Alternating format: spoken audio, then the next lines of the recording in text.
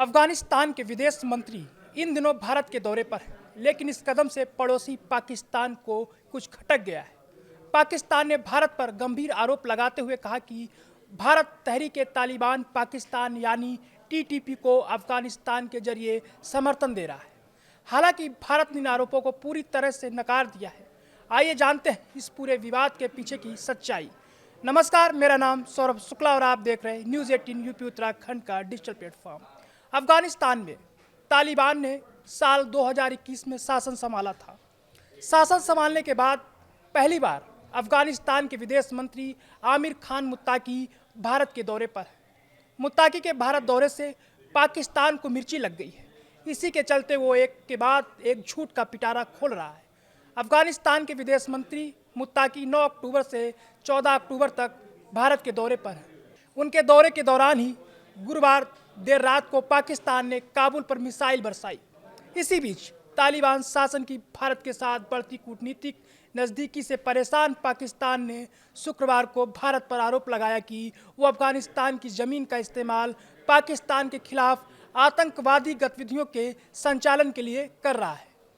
Inter services public relations के महानिदेशक lieutenant general Ahmad शरीफ चौधरी ने पेशावर में एक प्रेस कॉन्फ्रेंस की।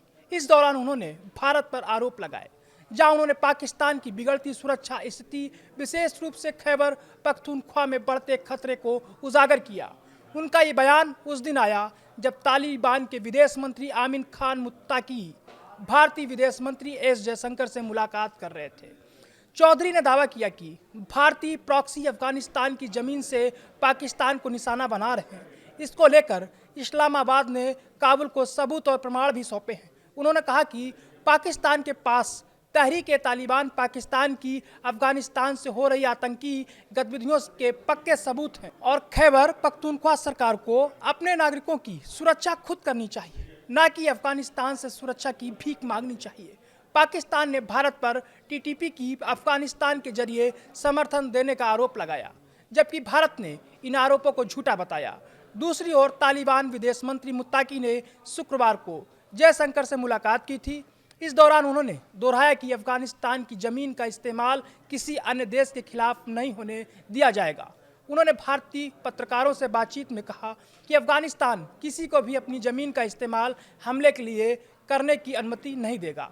मुत्ताकी ने जैसे मोहम्मद और लश्कर-ए-तैयबा जैसे संगठनों की अफगानिस्तान में मौजूदगी के सवाल को नकारते हुए कहा, यहाँ ऐसा एक भी व्यक्ति मौजूद नहीं है। पिछले 4 सालों में हमने उन सभी को खत्म कर दिया जिन पर कार्रवाई की गई थी।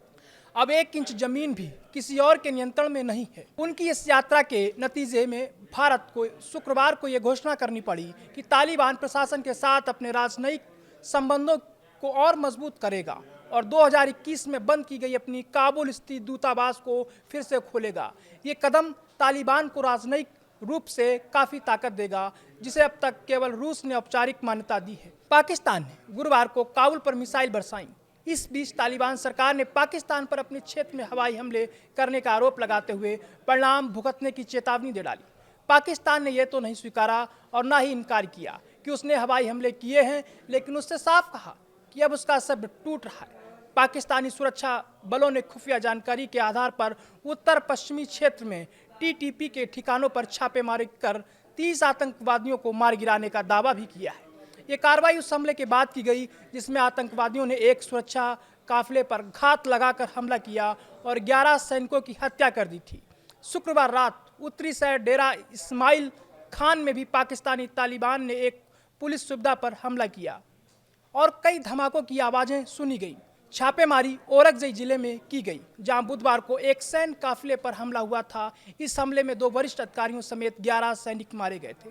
पाकिस्तान के काबुल पर हमले से पहले पाकिस्तान के रक्षा मंत्री ख्वाजा आसिफ ने अफगानिस्तान को सख्त चेतावनी दी थी।